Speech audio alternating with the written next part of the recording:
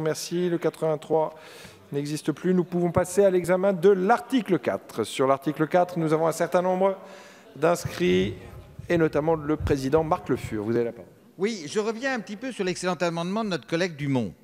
Son amendement avait l'objet suivant: permettre au donateur de spécifier que son don n'est valable que s'il s'agit d'une restauration à l'identique. Vous nous dites, monsieur le ministre, que c'est possible. Soit. Mais à ce moment-là, il faut que vous nous expliquiez les modalités de restitution du don si d'aventure les travaux n'étaient pas à l'identique. Parce que si c'est possible, ça veut dire que le don peut être rendu. Vous allez nous l'expliquer, monsieur le ministre, j'en suis convaincu.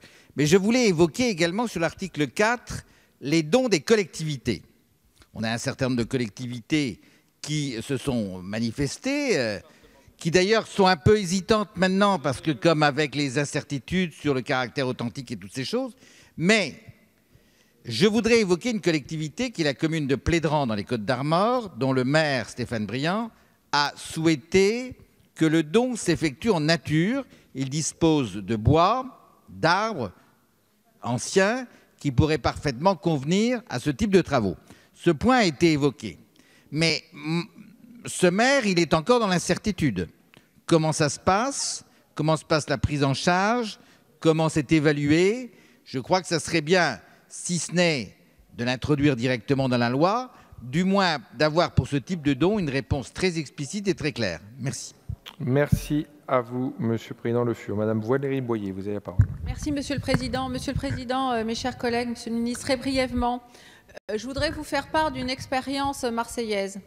À Marseille, il y a une place qui est très belle, qui s'appelle la place de l'Espérance. Non, ce n'est pas Notre-Dame de la Garde, mais c'est la place de l'Espérance avec l'arbre de l'Espérance. Et sur le sol de cette place de l'Espérance, dans l'ombre d'un arbre qui a été sculpté et fabriqué pour l'occasion, il y a des centaines de noms de Marseillais. Aussi, si cela était possible, je me permettais juste de suggérer que, fort de cette expérience marseillaise, les donateurs puissent être inscrits, si cela est le souhait évidemment du diocèse de Paris, si cela peut rencontrer l'assentiment des élus, le nom des donateurs puisse être inscrit sur le parvis de la cathédrale, peut-être par une inscription soit électronique, mais pour ma part, je préférerais quelque chose de plus pérenne, parce que je crois que non seulement ça encouragerait les donateurs, mais ce serait leur marquer tout le respect qui leur est dû. Et là encore, je crois que nous prêcherions pour un projet d'unité nationale. Merci beaucoup, Mme Boyer. Monsieur Castellane, vous avez la parole. Merci, Monsieur le Président. L'élan de solidarité exceptionnel qui s'est manifesté après l'incendie a gagné, on le sait, les particuliers, les entreprises, mais également les collectivités territoriales. Et c'est de ces dernières dont je voudrais parler en deux mots. Car nombre d'entre elles ont déjà annoncé leur intention de faire adopter par leur conseil des aides exceptionnelles pour la restauration de la cathédrale. Alors doivent-elles le faire? Doivent-elles aider à financer un bâtiment de l'État qui n'appartient pas à leur territoire? C'est une question que nous sommes en droit de nous poser quand on sait combien le patrimoine local souffre. Alors naturellement, il faut respecter la volonté de ces collectivités qui, si elles le souhaitent, peuvent choisir de participer à cet élan de générosité et d'œuvrer aussi à la restauration de Notre-Dame, dont on sait qu'elle dépasse le cadre de la ville de Paris. On peut comprendre que chacun veuille porter sa pierre à l'édifice. Donc nous saluons le dispositif contenu dans cet article 4 qui permet aux collectivités territoriales d'opérer des versements au titre de la souscription nationale, parce que sans lui, elles n'auraient pas pu le faire en vertu de l'absence d'intérêt public local, nous le savons. Rappelons tout de même que beaucoup d'édifices et d'œuvres de notre patrimoine sur l'ensemble du territoire manquent cruellement de moyens. Je l'ai dit à plusieurs reprises, ce point nous semble important, il semble très important à notre groupe, vous le comprenez. Alors l'arbitrage entre ces points contradictoires relève et relèvera des choix démocratiques des assemblées régionales et des exécutifs territoriaux, bien sûr, mais ce que je voulais dire, c'est que le problème global de l'entretien du patrimoine reste posé. Merci. Merci à vous, Monsieur Castellane. Dernier orateur, Monsieur Dumont, vous avez la parole. Merci, Monsieur le Président. Nous sommes maintenant arrivés à l'article 4 qui a pour objet les dons des collectivités pour la restauration de Notre-Dame. Je vais vous faire part de ce qui s'est passé dans la commune dont j'étais maire. Les élus du groupe majoritaire que je préside ont décidé de demander l'avis des citoyens, c'est-à-dire de faire un sondage réservé aux habitants de la commune de Marcq en Calaisis. Ce sondage a été extrêmement clair. 94% des 400 votants, plus de 400 votants, n'a pas souhaité que la commune donne pour Notre-Dame. Différentes explications qui étaient dans les commentaires. La première étant, ça a été dit par notre collègue Castellane, qu'ils estimaient que le patrimoine local méritait peut-être aussi de l'entretien et qu'ils ne voyaient pas pourquoi 5 000 € devaient être donnés à Paris, alors que Paris ne distribue pas forcément beaucoup d'argent pour le patrimoine de la commune de Marc-en-Calaisis. Et d'autre part,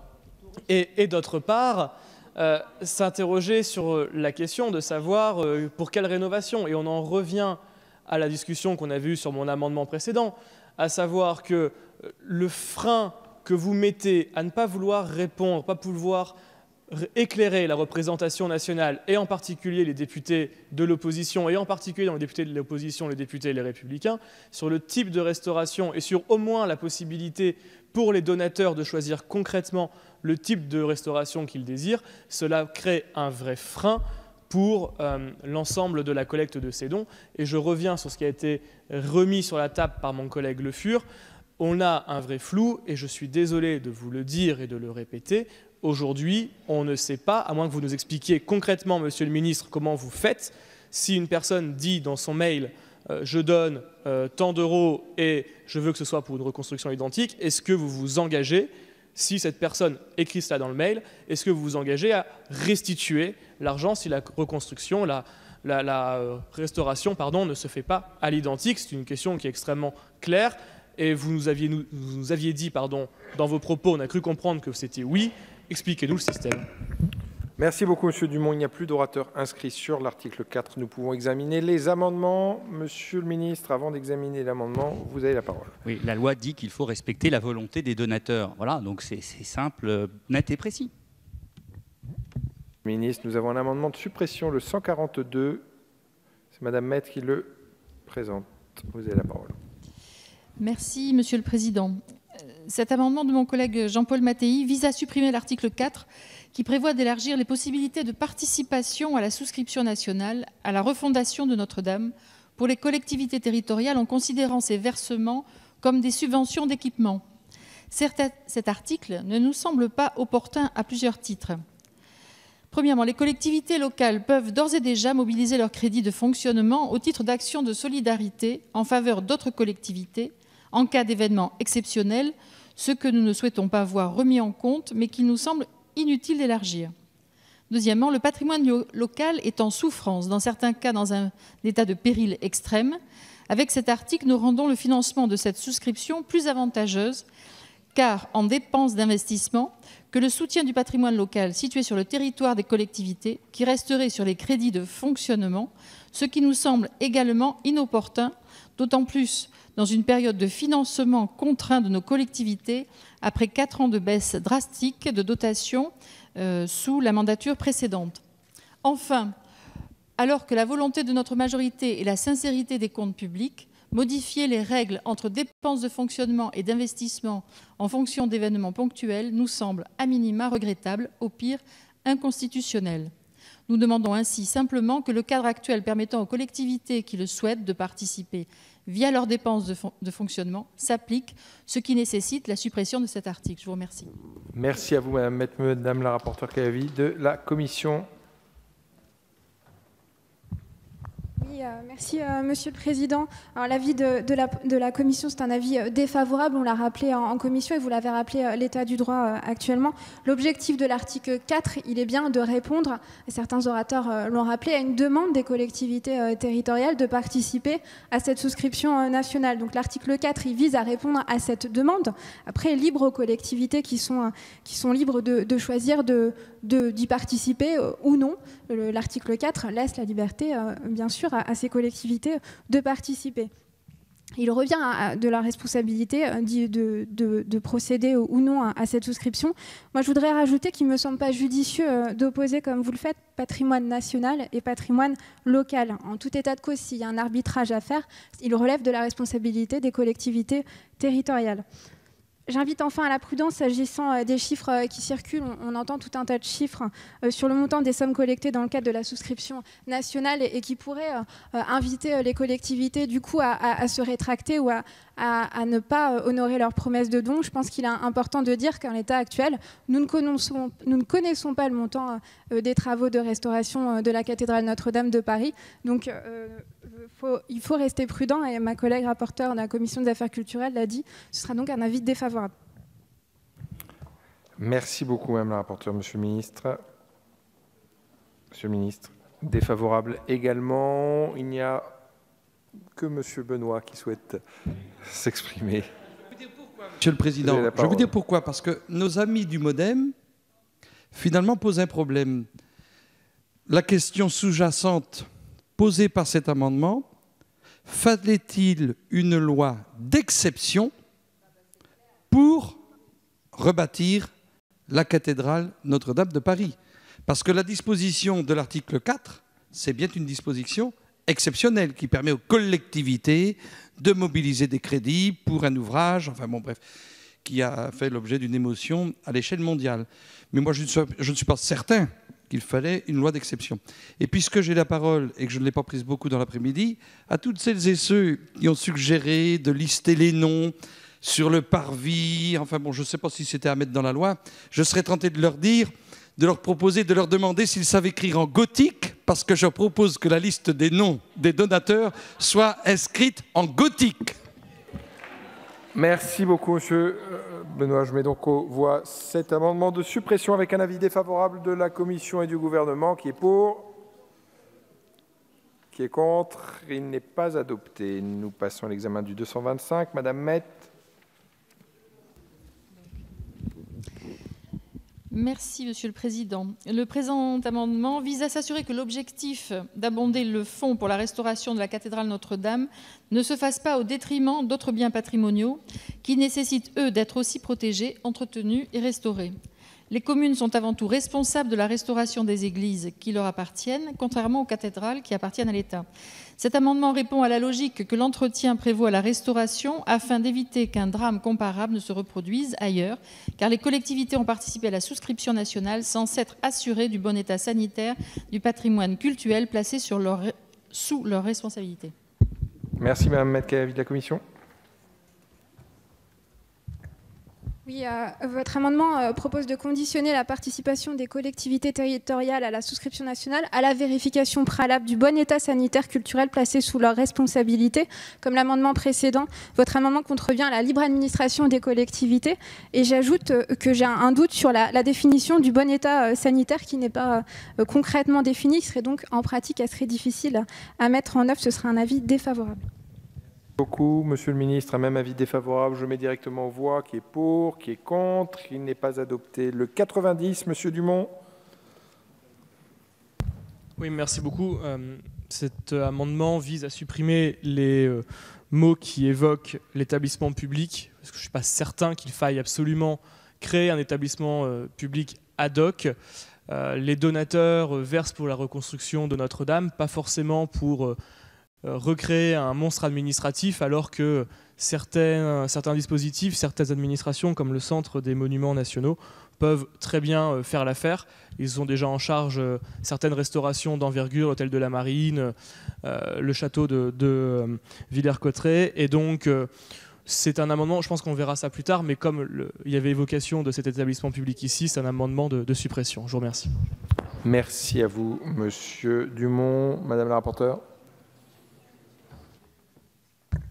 Oui, c'est un débat qui relève en réalité davantage de l'article 8.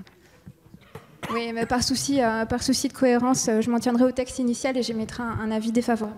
Merci beaucoup, Monsieur le ministre. Un même avis défavorable. Je mets directement en voix. Qui est pour? Qui est contre? Il n'est pas adopté. La discussion commune suivante débute par l'amendement 62 de Madame Brunira. Vous avez la parole.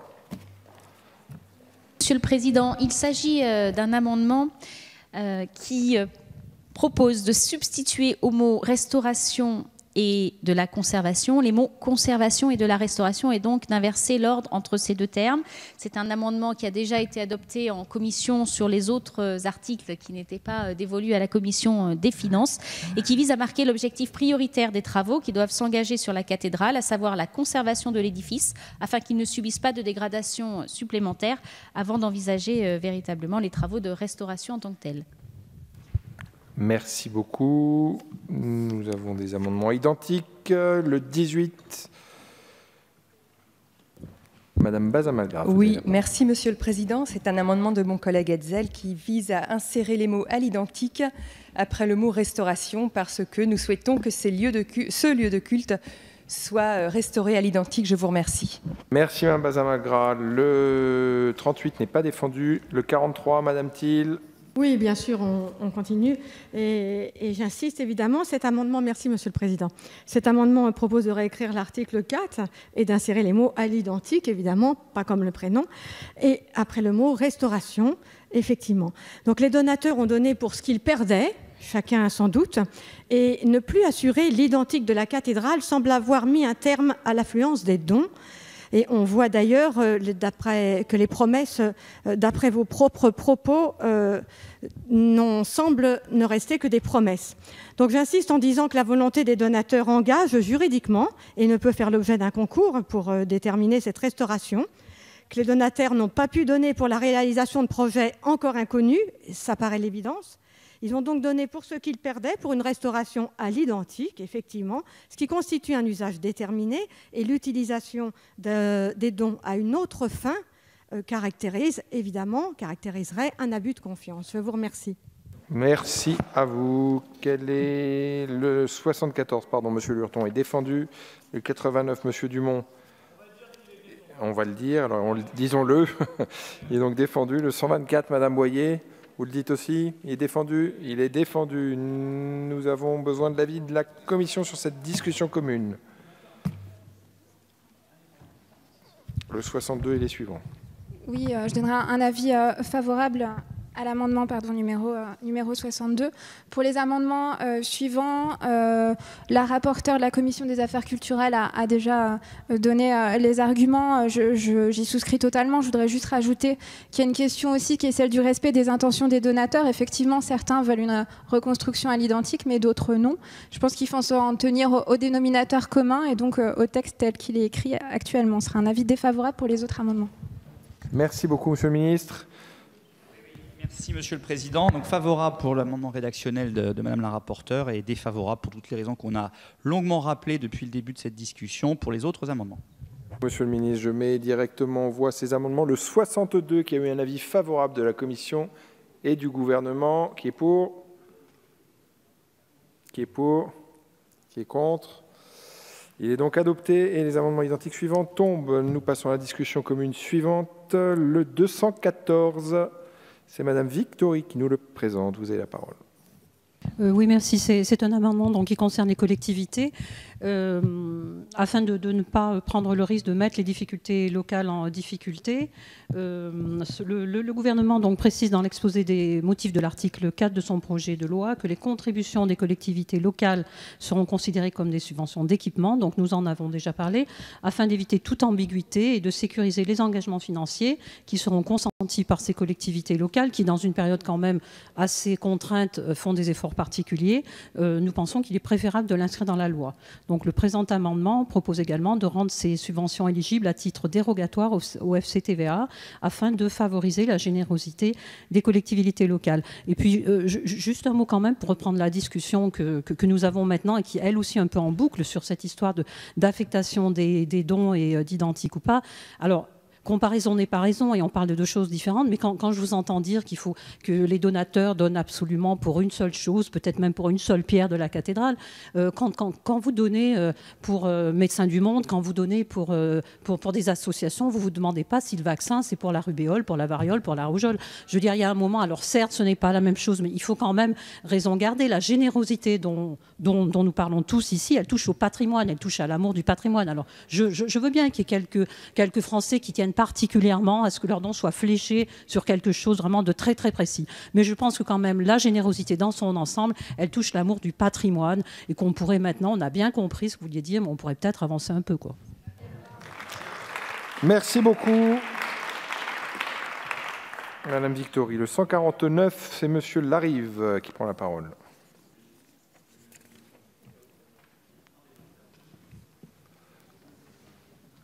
Allez-y peut-être. Oui. Voilà. Ben voilà. Merci, Monsieur le Président.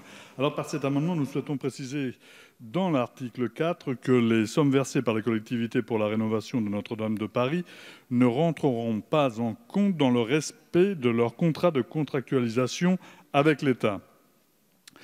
Cet article 4 vise à permettre aux collectivités locales d'effectuer des dons pour la rénovation de Notre-Dame de Paris. Or, nous pensons que c'est à l'État de prévoir un budget suffisant pour entretenir son patrimoine national d'une part, et non aux collectivités de lui venir en aide. Et c'est d'autant plus justifié que les collectivités sont depuis des années asphyxiées financièrement. En plus de baisser en termes réels leur dotation globale de fonctionnement, ce gouvernement a décidé de mettre en place une contractualisation avec les 322 principales collectivités françaises. Cette contractualisation, à laquelle nous nous sommes vivement opposés, impose une cure d'austérité aux collectivités locales en plafonnant la hausse de leurs dépenses de fonctionnement.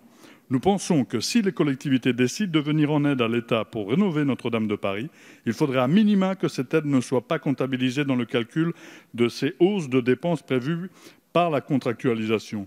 En effet, cela serait alors la double peine pour ces collectivités. Elles seraient obligées de venir combler les lacunes financières de l'État en matière d'entretien de son patrimoine et dans le même temps, cela resserrerait les taux budgétaires que leur impose ce même État. Si l'exposé des motifs du projet de loi précise que ces dons sont comptabilisés comme des dépenses d'équipement et donc non prises en compte dans la contractualisation, nous pensons qu'il serait utile de le préciser dans le dispositif en lui-même, afin d'éviter toute imprécision juridique qui pourrait mettre ces collectivités dans une situation financière délicate, voire très délicate. Merci. Merci à vous, Monsieur Larive. Un amendement de Madame Bazin-Malgras, peut-être Monsieur Ramadier qui prend la parole Monsieur pour le le Président, 82. je défends l'amendement de notre collègue Leclerc. L'évolution des dépenses de fonctionnement des collectivités locales étant désormais strictement encadrée, cet amendement propose d'inscrire dans la loi le principe que les fonds de concours votés seront d'office imputés aux sections d'investissement de ces collectivités, plutôt que de laisser cette imputation à l'interprétation des exécutifs locaux et des comptabilités publiques. Merci. Le 211, Madame Georges Poulangevin, vous avez la parole. C'est un peu un amendement de repli par rapport au 214, puisque dans le 214, nous demandions pour sécuriser au maximum et pour inciter les collectivités qu'elles puissent bénéficier du FCTVA. Et là, simplement, nous souhaitons qu'il soit précisé que ces versements constituent des subventions d'équipement pour que les collectivités puissent être sécurisées dans leurs dons. Merci beaucoup. Madame la rapporteure, vous avez la parole. Oui, je vais commencer par l'amendement 214 qui va plus loin que les autres. Il prévoit que ces versements seront à titre dérogatoire éligibles au fonds de compensation pour la TVA. Je comprends bien que vous comptez sur ce dispositif pour favoriser la générosité des collectivités locales. On a eu le débat en commission des finances. Il ne me semble pas souhaitable de prévoir qu'une partie du versement soit remboursée en quelque sorte par l'État via le FCTVA. Je crains que votre dispositif crée un effet d'aubaine finalement et génère un surcoût pour les finances publiques. Ce sera donc un avis défavorable. Pour les autres amendements, je comprends l'objectif poursuivi par ces amendements et je vous avoue avoir moi-même été tentée d'en déposer un similaire. Néanmoins, il m'est apparu, et nous avons aussi eu la discussion en commission des finances, il m'est apparu que le traitement comptable de certaines dépenses des collectivités territoriales relevait en toute rigueur davantage du domaine réglementaire. Cependant, je crois qu'il est indispensable que les choses soient transparentes et très claires. Je me tourne donc vers le gouvernement pour qu'il nous confirme que ce point sera bien précisé dans les instructions comptables et nous indique aussi très précisément à quelle échéance et selon quelle modalité. Sous réserve donc des éléments apportés par le ministre, je vous demanderai de retirer votre amendement, à défaut défavorable. Merci beaucoup, Madame la rapporteure. Monsieur le ministre, vous avez la parole. Merci beaucoup, Monsieur le Président. Madame la rapporteure, vous avez tout à fait raison sur les différents points de votre propos. J'en profite bien pour effectivement dire que l'affectation en section de fonctionnement ou en section d'investissement des budgets des collectivités locales relève bien du niveau réglementaire. Et en l'espèce, une instruction nationale sera adressée par les ministres chargés des collectivités territoriales et des comptes publics au réseau des préfectures pour préciser les imputations budgétaires et comptables de ces versements. Il n'y aura donc aucune ambiguïté et ça sera de nature à sécuriser les engagements financiers consentis par les collectivités territoriales. Et comme je l'ai dit ce matin et comme ça avait déjà été dit par Gérald Darmanin, ça ne sera donc pas pris en compte dans les évolutions de fonctionnement puisque ça sera considéré comme de l'investissement. Merci. Merci beaucoup, Monsieur le Ministre. Nous n'avons pas de demande de prise de parole sur ces amendements. Sont-ils retirés? Ils ne sont pas retirés. Alors, le 214 de Mme Victoria avec un avis défavorable de la Commission et du Gouvernement qui est pour, qui est contre. Il n'est pas adopté le 149 de M. Larive qui est pour, qui est contre. Il n'est pas adopté le 82 de M. Ramadier qui est pour, qui est contre. Il n'est pas adopté. Et le 211 de Mme Georges Poulangevin qui est pour, qui est contre. Il n'est pas adopté. Le 131, je crois, n'est pas défendu. Et je mets aux voix l'article 4 du projet de loi. Sur l'article 4, qui est pour, qui est contre. L'article 4 est adopté. Nous avons des amendements portant article additionnel après l'article 4, le 93. Monsieur Dumont. Merci, Monsieur le Président. C'est un amendement qui vise à doper la participation des collectivités territoriales. Et en fait, on inventerait en quelque sorte la défiscalisation qu'on a pour les particuliers, mais pour les collectivités territoriales, en permettant à celles qui donnent, à tous ces EPCI, toutes ces communes qui donnent en faveur de la restauration de Notre-Dame de Paris, de pouvoir bénéficier sur leur prochaine dotation globale de fonctionnement de 2 tiers de ce qui a été donné pour la restauration de Notre-Dame, avec un plafond pour éviter d'arriver dans des chiffres trop importants que je pourrais par exemple fixer à 10 000 €. Et c'est ça le sens de l'amendement pour, une fois de plus, accompagner les collectivités qui désirent aider à la reconstruction, la restauration plus précisément de la cathédrale Notre-Dame. Merci beaucoup, Monsieur Dumont. Quel est l'avis de la Commission sur cet amendement 93 ? Oui, c'est un petit peu le même débat que le FCTVA. C'est donc à peu près la même logique et les mêmes arguments et le même sort. Il ne me semble pas souhaitable de prévoir qu'une partie des versements soit remboursée en quelque sorte par l'État via une compensation exceptionnelle calculée sur la base de la DGF de chaque collectivité. Je relève d'ailleurs qu'en l'absence de précision, le montant de la DGF étant variable d'une collectivité à l'autre, votre dispositif conduirait à procurer un avantage différent à chaque collectivité. Je rappelle également que les collectivités sont libres ou non de participer à la souscription. Ce sera un avis défavorable. Merci à vous, Madame la rapporteure, Monsieur le Ministre. Un même avis défavorable. Je mets directement en voie cet amendement 93 qui est pour, qui est contre. Pas adopté le 162. Monsieur Larive, vous avez la parole. Oui, merci Monsieur le Président. Par cet amendement, nous souhaitons créer une contribution exceptionnelle de 1% sur les dividendes reversés aux actionnaires des entreprises du CAC 40. Le fruit de cette contribution permettra de financer en grande partie la reconstruction de Notre-Dame de Paris. En effet, nous sommes opposés à la logique de souscription proposée par le Président. C'est pour nous à l'État de financer cette reconstruction en s'appuyant sur la solidarité nationale. Et cette solidarité doit se fonder sur la contribution, non sur la souscription. Seul l'impôt permet de financer ensemble, donc de bâtir ensemble, comme le propose notre Président. Nous pensons donc que chacun doit contribuer à la reconstruction de Notre-Dame de Paris à la hauteur de ses moyens.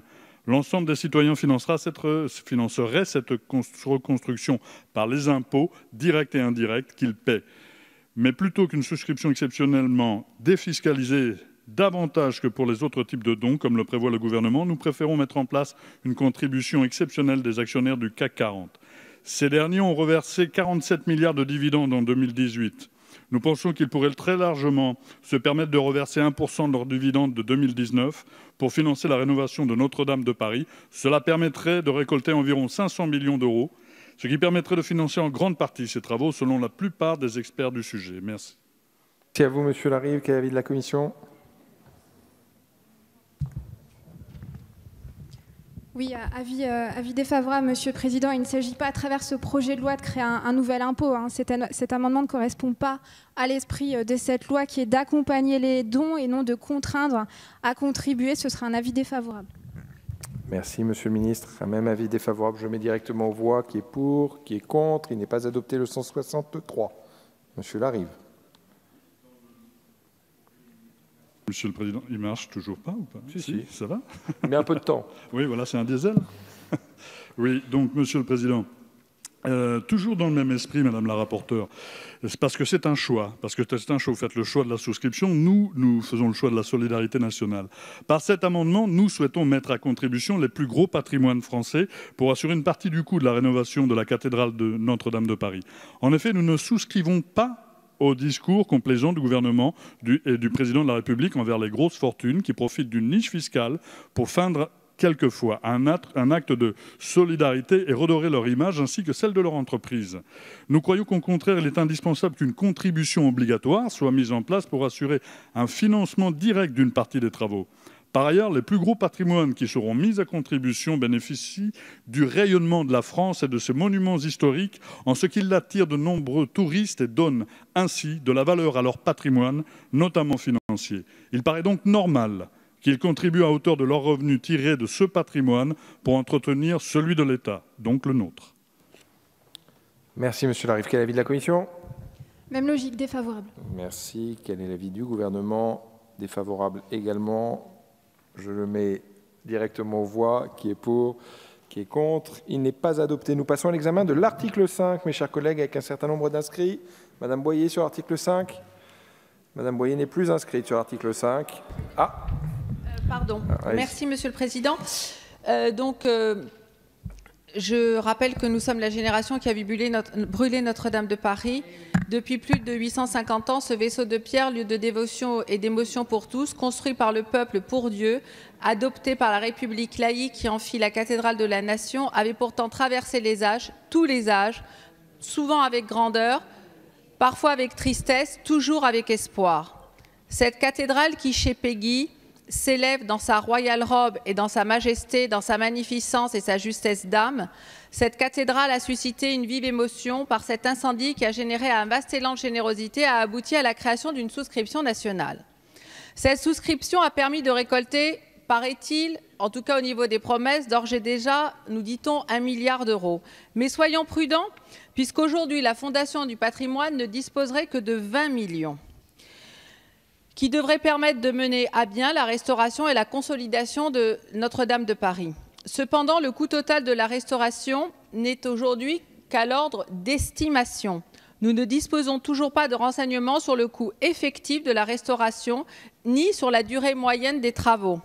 De plus, l'incendie de la cathédrale de Paris c'est la raison pour laquelle décréter seulement un mois après l'accident une date butoir de clôture de la souscription nationale semble prématuré.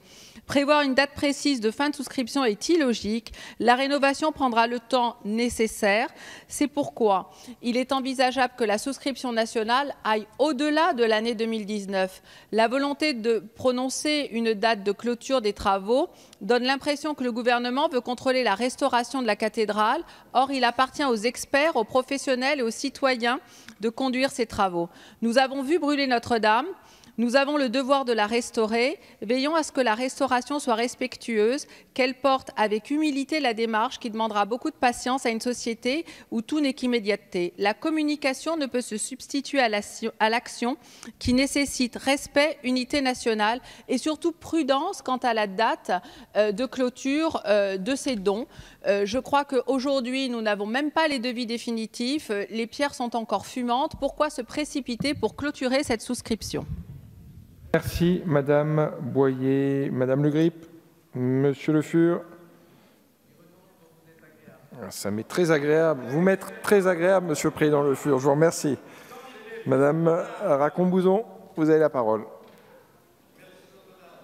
Cet article 5 que nous examinons aujourd'hui démontre que la France est capable... Cet article 5 donc, que nous examinons aujourd'hui démontre que la France est capable d'adapter ces dispositifs aux grands défis qui se présentent à elle. Elle l'a fait hier avec le dispositif Coluche qui permet de façon pérenne une réduction d'impôt, non pas de 66%, mais de 75% pour les dons destinés aux organismes venant en aide aux personnes en difficulté. Elle le fait aujourd'hui, exceptionnellement et sur une durée limitée, pour Notre-Dame, en permettant une réduction fiscale de 75% pour les dons des particuliers s'élevant jusqu'à 1 000 €. Développer la philanthropie, ce n'est pas créer de hiérarchie, de compétition entre les causes. Donner pour que des repas soient distribués aux sans-abri, ça a du sens. Donner pour qu'une classe de maternelle en REP puisse partir en classe de neige, ça a du sens. Et donner pour un patrimoine qui nous est cher, ça a du sens aussi. Les Français donnent beaucoup, en moyenne 7 milliards par an en 2018, selon France Générosité, et pas seulement pour la culture, contrairement à ce que les polémiques laissent entendre. Les 3 plus importantes collectes auprès des particuliers en 2017 ont été au profit de l'Association française des myopathies, des Restos du Cœur et de la Croix-Rouge. Pour les entreprises, avec une part de 28% dans le budget global du mécénat, le domaine social reste aussi le domaine recevant le plus de fonds la même année. Nous soutenons donc ce dispositif exceptionnel qui permettra de prolonger l'élan de mobilisation spontanée des Français jusqu'à la fin de l'année 2019. Merci. Merci à vous. Nous n'avons pas d'autres inscrits sur l'article 5 et nous allons procéder à l'examen des amendements avec un premier amendement de 210 qui fait l'objet d'une demande de scrutin public formulée par le groupe socialiste et apparenté, un scrutin qui est annoncé dans l'enceinte de l'Assemblée nationale. Madame Victory.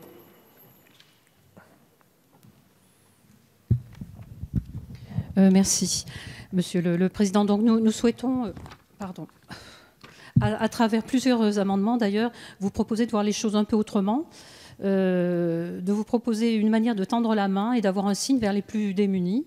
En revenant à la question des exonérations.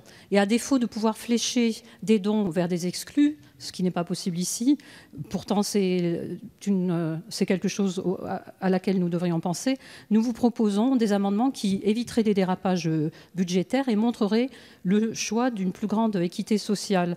Je vous l'ai dit dans la matinée, pour que cette générosité affichée ne vire pas à l'outrance et ne vienne pas masquer la misère, nous pouvons peut-être indiquer un autre chemin. Et c'est pour ça que nous vous proposons un crédit d'impôt plutôt qu'une exonération, car donner 100 € lorsqu'on est CSP+, à 4 000 € par mois ou plus, ça n'a rien à voir avec donner 10 ou 20 € lorsqu'on est au RSA ou avec un tout petit SMIG. C'est la raison pour laquelle donc, nous vous proposons plusieurs amendements. La proposition du gouvernement, elle consiste en une réduction d'impôt, c'est-à-dire que n'en bénéficient que les contribuables qui paient l'impôt sur le revenu, c'est-à-dire à peu près la moitié, et que ceux qui ont plus de 50 000 € de revenus par an pour un foyer avec 2 adultes et 2 enfants. Donc la moitié de la population française qui ne paie pas l'impôt sur le revenu se voit pénalisée, puisque les dons qu'elle pourrait être amenée à effectuer dans le cas de la souscription nationale ne font pas, eux, l'objet d'un soutien fiscal. Concrètement, avec la proposition du gouvernement, pour un don de 100 €, le contribuable qui paie l'impôt sur le revenu voit son impôt sur le revenu réduit de 75 €. Et le contribuable qui ne paie pas l'impôt sur le revenu n'a aucune aide financière de l'État. Le présent amendement propose donc de lui substituer un crédit d'impôt. Je vous remercie. Merci à vous, Madame Victory. Quel est l'avis de la Commission ? Oui, l'avis de la Commission est défavorable. L'objectif du dispositif de l'article 5 est d'inciter les contribuables à faire des dons pour lever des fonds pour la restauration et la conservation de Notre-Dame et non procurer un avantage fiscal aux contribuables qui ne sont pas imposables. Cela n'aurait pas de sens de restituer à des contribuables non imposés un avantage fiscal au titre de leurs dons. Il s'agirait d'une dépense supplémentaire pour l'État qui s'ajouterait aux dépenses de l'État propriétaire de la cathédrale et qu'elle engagera en tout état de cause. Avis défavorable. Merci beaucoup. Monsieur le ministre, vous avez un avis ? Oui, outre le fait qu'il faut rester le plus simple possible dans le dispositif, quand il y a une réduction d'impôt, il n'y a pas de gain financier pour celui qui donne. Au contraire, non seulement il paye son impôt, qui va être fléché vers l'institution vers laquelle il souhaite donner, et il rajoute en plus du montant de l'impôt, de la réduction des 66% par exemple, il rajoute de l'argent qu'il n'aurait pas donné s'il avait juste payé ses impôts. Mais en aucun cas, il dépense moins en donnant qu'en payant ses impôts. Il paye davantage. Et donc, il n'y a pas d'avantage particulier donné à ceux qui payent un impôt par rapport à ceux qui n'en payent pas. Merci, Monsieur le ministre. Alors, Madame Victory, puis Monsieur Larive.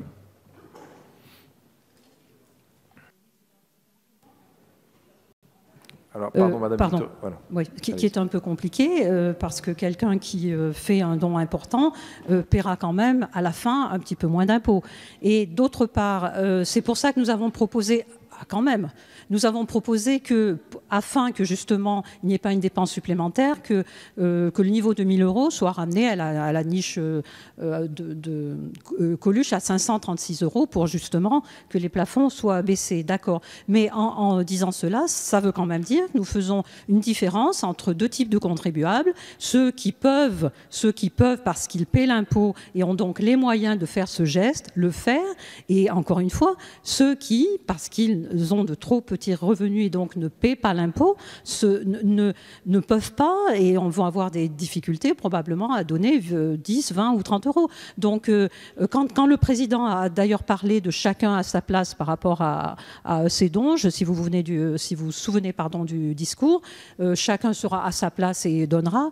Oui, bien sûr, mais chacun ne peut pas faire la même chose. Et ce dispositif, encore une fois, favorise évidemment les personnes qui ont des revenus beaucoup plus importants. Ça serait quand même incroyable que vous ne soyez pas au moins d'accord avec la base de la réflexion. Après, que vous ne soyez pas d'accord avec la manière de faire, c'est une autre chose. Mais vous ne pouvez pas me dire le contraire.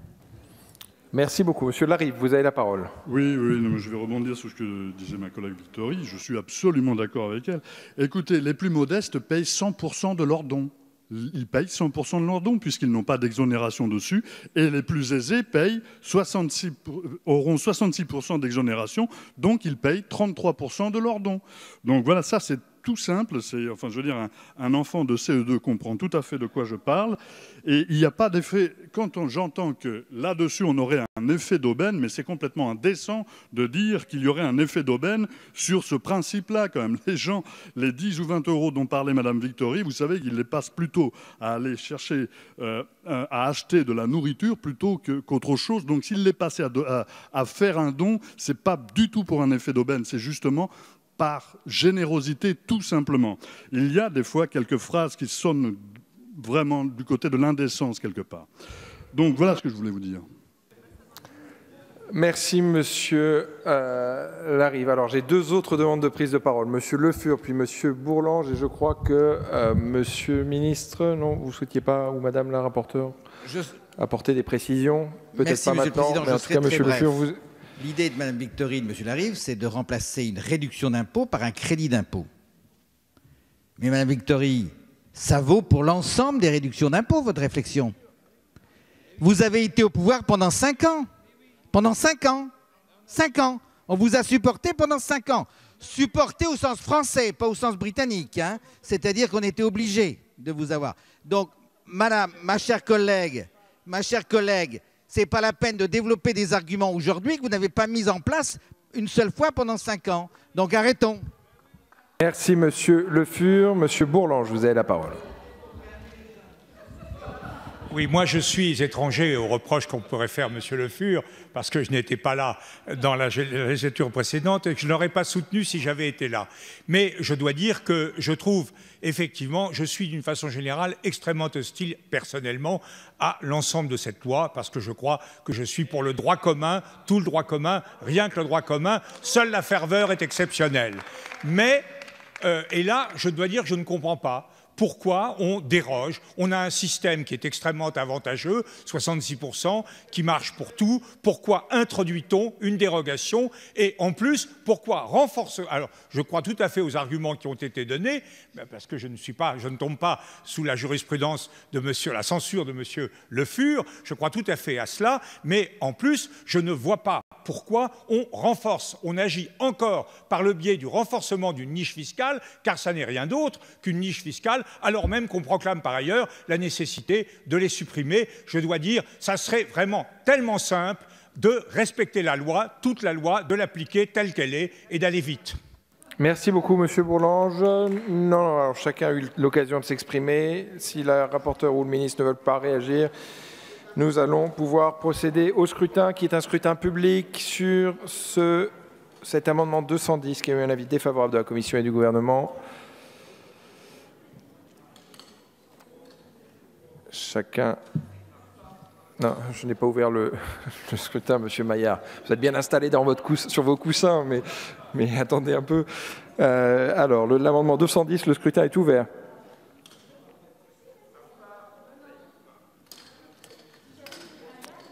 Le scrutin est clos.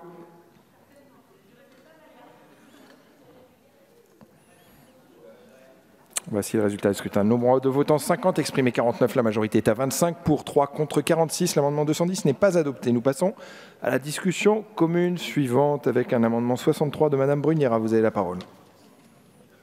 Défendu, Monsieur le Président. Pour le 266, il est retiré.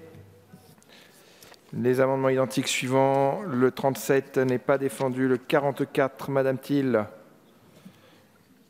Sur l'identique, Madame Thiel, il est défendu. Le 44 sur l'identique. Merci, Monsieur le Président. Cet amendement vise à réécrire l'article 5, insérer les mots à l'identique, évidemment, après le mot restauration, puisque la volonté des donateurs juridiquement qui engagent et ne semble pas vous interpeller plus que ça, je souhaite effectivement vous interpeller sur les murs de la cathédrale qui, eux, appartiennent certes à l'État et sont affectés au diocèse de Paris. C'est le lieu de culte des catholiques où ils y vivent leur foi. Ainsi, tout a un sens dans ces murs, tout est symbole, la moindre pierre est la pierre d'angle, la moindre sculpture sur la flèche et ailleurs. Et on ne touche pas, on ne dénature pas, on ne profane pas un lieu de culte, même si la foi peut se vivre sous n'importe quel ciel. Je vous remercie. Merci, Mme Thiel. 94, Monsieur Dumont. Identique. Alors, Monsieur Dumont n'est plus là. Il est défendu. Monsieur Le Fur, il est défendu. Il est défendu. Ils sont défendus, les identiques. Madame la rapporteure, quel est l'avis de la Commission sur cette discussion commune? Avis favorable sur le 63, défavorable sur le 44 et le 94 pour les mêmes raisons que celles de l'article 4. Merci beaucoup, Monsieur le Ministre. Un même avis, favorable aux 63, défavorable aux autres. Je mets aux voix l'amendement 63 de Madame Bruniera avec un avis favorable de la Commission et du Gouvernement qui est pour, qui est contre. Il est adopté. Les autres amendements tombent. Nous passons à la discussion commune suivante. Le 143, Madame Mette, vous avez la parole. Oui, merci Monsieur le Président. Cet amendement vise à limiter la souscription nationale à 6 mois pour respecter l'engagement présidentiel d'une souscription exceptionnelle et limitée dans le temps. Au-delà de cette date du 30 septembre 2019, les dons seront toujours déductibles, mais à 66%, revenant ainsi dans le cadre du droit commun. Merci, Madame Mette. Nous avons dans cette discussion commune des amendements identiques. Le 33, Madame Bazin-Malgras, vous avez la parole. Merci, Monsieur le Président. Cet amendement de mon collègue Hetzel propose de substituer à la date du 31/12/2019 la date de l'année de clôture de la souscription. Je vous remercie. Merci à vous. L'identique 115, Madame Boyer. Oui, merci Monsieur le Président, Monsieur le Ministre, mes chers collègues. Je voudrais insister, pour être en parfaite adéquation avec l'article 6, la clôture de la souscription nationale est prononcée par décret. Moi, il m'apparaît opportun de remplacer la présente formule par l'année de clôture de la souscription nationale est mentionnée par décret. En effet, j'insiste sur le fait qu'il est tout à fait prématuré aujourd'hui de fixer la fin de la souscription nationale, alors que les rapports d'experts n'ont toujours pas rendu les renseignements nécessaires sur le coût effectif de la restauration et la durée moyenne des travaux. On a le président de la République qui a lancé une date, mais la communication et l'injonction ne peuvent être un planning de travaux. Aujourd'hui, on en est encore à l'enquête sur les conditions de l'incendie de Notre-Dame. On n'en est pas encore au devis, on n'en est pas encore à organiser sa restauration et clôturer de cette façon aussi brutale et de façon si précipitée après l'émotion nationale que ça a suscité cette souscription nationale ne me semble pas du tout adapté. Et en plus, je crois que ça générerait un tarissement des dons. Or, aujourd'hui, il est important que les dons ne soient pas taris, puisque j'insiste sur le fait qu'aujourd'hui, la Fondation n'a recueilli que 20 millions sur le 1 milliard d'euros de promesses de dons. Donc, ça me semble totalement contre-productif de précipiter les choses, y compris pour le planning de la souscription. Merci beaucoup, Madame Boyer. Le 137, Monsieur Le Fur. Oui, ma collègue Madame Boyer a parfaitement dit les choses. À ce stade, Monsieur le Ministre, on ne sait pas combien ça va coûter. Et je ne vous fais pas le reproche, c'est logique, il faut prendre le temps de cette évaluation. À ce stade, on a des incertitudes sur le don. On nous a donné un certain nombre de chiffres, mais ceci est incertain. Donc moi, je préférerais que vous vous gardiez la possibilité de prolonger l'avantage fiscal en début d'année prochaine, plutôt que d'avoir une date butoir. Ça vous laisserait une petite marge. On est là pour vous aider, après tout, hein, Monsieur le Ministre. Hein. Donc le souci, c'est de faire en sorte que vous ayez la possibilité de prolonger, fût-ce momentanément. L'incertitude est telle qu'il ne faut pas donner de date absolue à ce stade. Merci beaucoup, Monsieur Le Fur. Dans cette discussion commune, nous avons un amendement 213. Madame Victory, vous avez la parole. Merci, Monsieur le Président. Nous parlons de l'exception. La reconstruction de Notre-Dame doit devenir un chantier d'exception, c'est ce que vous nous dites, qui permette à chacun et à chacune d'y participer. Alors, il nous semble qu'on gagnerait en cohérence, effectivement, à ce que la disposition puisse avoir comme date de fin de clôture la souscription nationale. Et puisque nous parlons d'exception, et n'en déplaise à Monsieur Le Fur, tout dans cette analyse et ce texte de loi semble avoir un caractère exceptionnel quand même. Donc, si ça l'est quelquefois, ça peut l'être pour d'autres. Et voilà, je me permets de vous le rappeler. Merci beaucoup, Madame Victory. Quel est l'avis de la Commission sur cette discussion commune? Ce sera un avis défavorable sur l'ensemble de ces amendements, Monsieur le Président. Pour l'amendement numéro 143, qui souhaite limiter la période d'éligibilité de la majoration exceptionnelle prévue à l'article 5 au 30 septembre 2019 afin de renforcer le caractère ponctuel et limité des mesures spécifiques portées dans le présent texte. C'est une position qui se défend tout à fait. Mais le gouvernement a fait un choix différent, souhaitant accompagner pendant près de 8 mois l'élan de générosité des Français. Je m'en tiendrai aux équilibres initiaux prévus par cet article 5. Ce sera donc défavorable. Même chose pour les amendements suivants. J'ajoute pour l'amendement numéro 33 et le 115 que le dispositif n'est pas opérant car il est trop imprécis. Je cite l'année de clôture de la souscription est trop imprécis. Défavorable. Merci beaucoup. Monsieur le Ministre, vous avez la parole. Merci, Monsieur le Président. Madame la rapporteure a eu bien fait d'évoquer ces arguments. Et j'en profite vraiment pour revenir sur un certain nombre d'interventions qui ont été faites tout à l'heure. Pourquoi on a fait un dispositif spécifique? C'est parce que ça a été dit par tous les interlocuteurs et tous les orateurs, parce qu'on a affaire à quelque chose de très spécifique avec Notre-Dame de Paris. Il y a eu une émotion très forte, il y a un élan de générosité, et c'est juste simplement reconnaître cet élan de générosité et envoyer un signal de l'État vers cet engouement, vers cet élan de générosité. Mais pour autant, il faut que ça soit limité dans le temps, d'une façon très précise, très simple. C'est l'année civile, c'est le 31 décembre 2019. Ensuite, on reprend le droit commun, si je puis dire, avec la loi mécénat classique. Je crois que là, on est dans un dispositif qui permet à la fois d'envoyer un signal fort de reconnaissance de cet élan de générosité, tout en étant la plus claire et la plus simple possible. Merci beaucoup, Monsieur le Ministre. Un avis défavorable sur tous ces amendements pour la Commission comme pour le gouvernement. Je les mets donc successivement en voie. Le 143 qui est pour, qui est contre, pas adopté. Les amendements 33 identiques, qui est pour, qui est contre, ils ne sont pas adoptés. Nous passons à l'examen du 32. Madame Bazin-Malgard, vous avez la parole. Merci, Monsieur le Président. C'est un amendement de mon collègue Hetzel, un amendement de coordination avec un amendement déposé à l'article 3. La Fondation Notre-Dame ayant dans ses missions la restauration du patrimoine chrétien, il semble opportun de consolider ce dispositif avec une seule fondation. Je vous remercie. Merci à vous. Madame la rapporteure, quel est l'avis de la Commission? Oui, ce sera un avis défavorable. Je ne vois pas pourquoi on traiterait différemment des fondations qui ont des missions similaires dans la sauvegarde et la restauration du patrimoine. La restauration de Notre-Dame n'est pas conditionnée au seul fait qu'il s'agisse du patrimoine chrétien, il s'agit de notre patrimoine national et il me semble plus cohérent que toutes les fondations qui collectent les dons soient incluses dans le même dispositif fiscal. Défavorable. Merci beaucoup, Monsieur le Ministre. Vous avez un même avis défavorable. Je mets directement aux voix. Qui est pour, qui est contre? Il n'est pas adopté. Ça s'est joué à 3 voix. 1, 4. Discussion commune suivante avec un amendement 23. Un amendement 23 qui n'est pas défendu. Madame Boyer peut-être.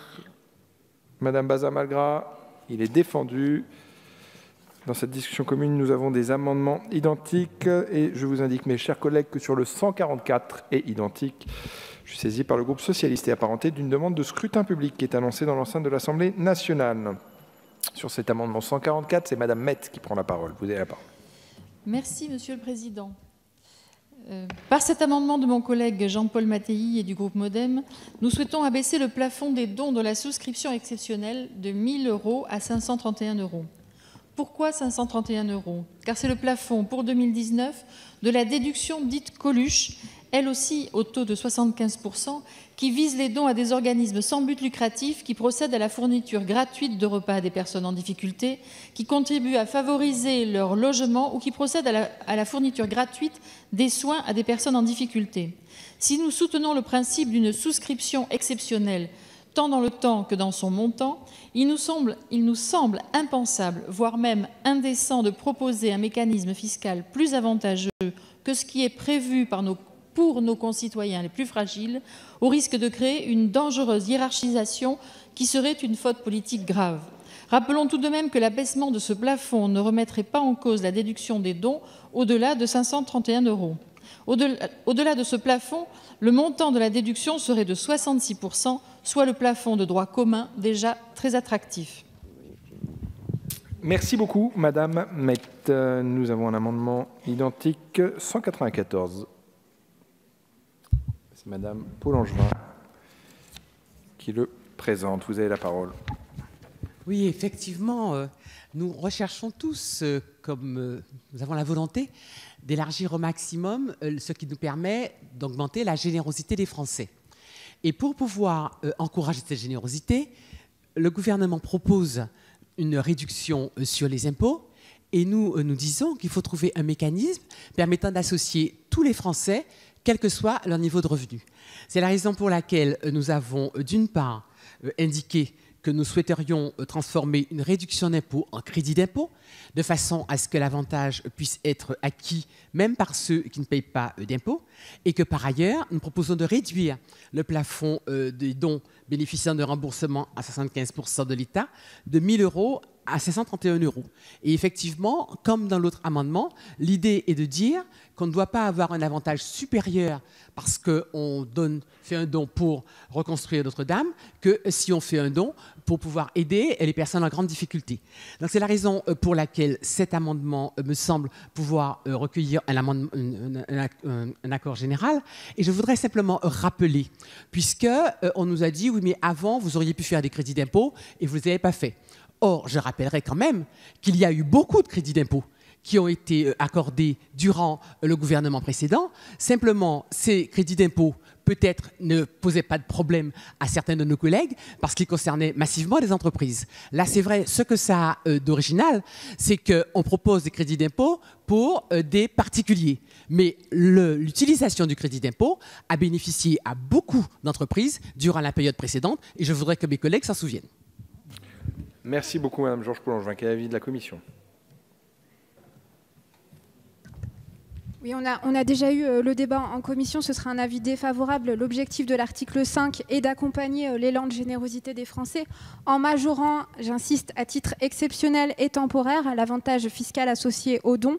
Il me semble que le caractère limité dans le temps et le caractère raisonnable mais néanmoins incitatif du plafond de 1 000 € répond bien à cet objectif. Ce sera donc défavorable. On a parlé tout à l'heure du crédit d'impôt, je ne reviendrai pas dessus. Merci beaucoup, Monsieur le Ministre. Un même avis défavorable. Je mets ces amendements aux voix. Le premier, le 23, c'est à main levée.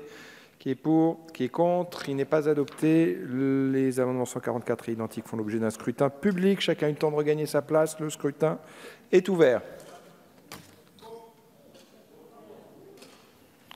Le scrutin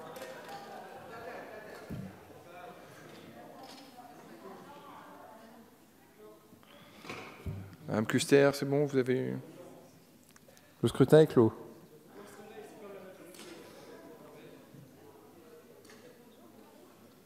Votants 48, exprimés 46. La majorité est à 24 pour, 6 contre 40. Ils ne sont donc pas adoptés. Passons à l'examen du 212. Madame Victory. Merci, Monsieur le Président. Oui, alors je crois que nous avons chacun nos, nos leitmotifs ou nos obsessions, dirons-nous. Donc pour certains, c'est à l'identique, c'est l'identique. Pour nous, c'est l'équité. Voilà. Donc de par son histoire et la littérature qui l'entoure, ça a été dit, et nous le savons tous, Notre-Dame est porteuse d'un esprit populaire. Par conséquent, cet esprit populaire doit se retrouver dans la démarche de reconstruction engagée par le gouvernement. Alors, dans cet amendement-ci, nous proposons que la limite pour les versements qui feront l'objet d'une réduction fiscale soit fixée par part fiscale. Voilà. C'est toujours évidemment dans la même idée, vous l'avez bien compris. Merci beaucoup, Madame Victory. Quel est l'avis de la Commission ? Avis défavorable, Monsieur le Président. L'avantage fiscal s'apprécie de manière classique. Au niveau du foyer fiscal, il ne me semble pas opportun de modifier les règles d'appréciation du plafond de 1 000 €. On est sur un dispositif exceptionnel sur une période courte. Je pense qu'il faut rester un système simple, lisible et cohérent. Défavorable. Merci, Monsieur le Ministre. Même avis défavorable, je le mets directement aux voix. Qui est pour, qui est contre? Il n'est pas adopté. Le 65, Mme Bruniera, c'est un amendement rédactionnel. Tout à fait. Avec un avis favorable du gouvernement, je le mets directement aux voix. Qui est pour, qui est contre? Il est adopté. Je mets aux voix l'article 5 du projet de loi. Sur l'article 5, qui est pour, qui est contre? L'article est donc adopté. Nous passons à l'examen de l'article 5 bis. Madame Le Grip, vous souhaitiez intervenir sur le 5 bis? Vous ne souhaitez plus intervenir. Madame Boyer, non plus. Vous souhaitez intervenir sur l'article? Monsieur le Président, mes chers collègues, je voudrais saluer le rajout qui a été fait par la Commission des finances. Donc cet article 5 bis porte sur les rapports sur les dons et les versements et propose la remise d'un rapport sur la proportion des donateurs ayant bénéficié de la réduction d'impôt, ainsi que celle des donateurs n'en ayant pas bénéficié, soit parce qu'ils n'en avaient pas le droit, soit parce qu'ils ont fait le choix de ne pas la solliciter. Pour les dons des particuliers, le rapport permettra notamment de connaître le nombre de personnes ayant effectué des dons supérieurs au plafond de 1 000 €.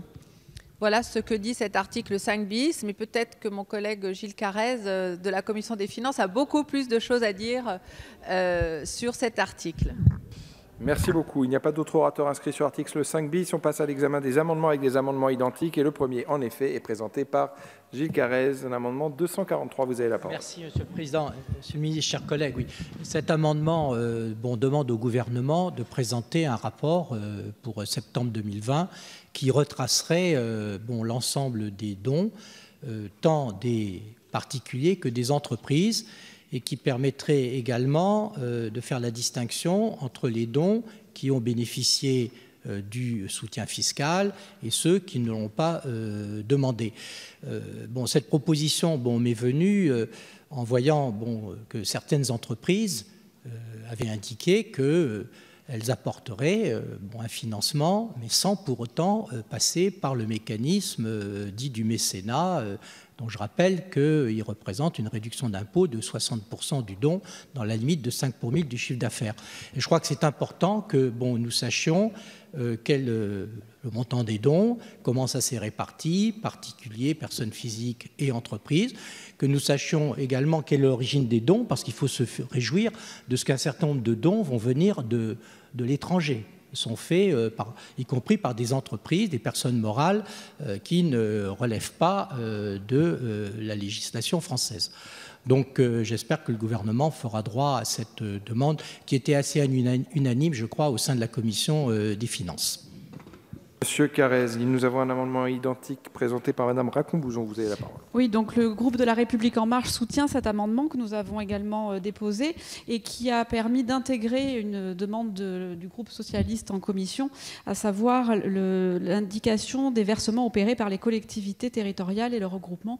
Donc effectivement, nous soutenons cet amendement. Merci beaucoup. Quel est l'avis de la Commission ?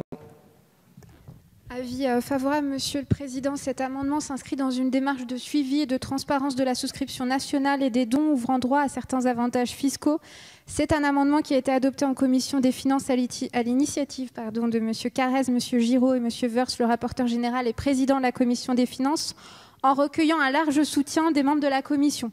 Lors du débat, je voudrais rappeler que Mme Rabault a fait valoir à juste titre que le besoin de transparence devait s'appliquer également sur les versements des collectivités territoriales dans le cadre de la souscription nationale. Nous étions donc convenus de travailler ensemble à une rédaction commune pour la séance pour enrichir la demande de rapport sur ce point. Rédaction que nous vous proposons donc aujourd'hui par cet amendement dont je me réjouis qu'il ait été également repris par l'ensemble du groupe LREM. Avis favorable. Merci beaucoup, Monsieur le Ministre. Un même avis favorable. Je vais donc mettre aux voix ces amendements identiques, celui de M. Carrez et de Mme Racon-Bouzon, qui ont reçu un avis favorable de la Commission et du Gouvernement. Qui est pour ? Qui est contre? Ces amendements identiques sont donc adoptés et l'article 5 bis est ainsi rédigé et adopté. Nous pouvons passer à l'examen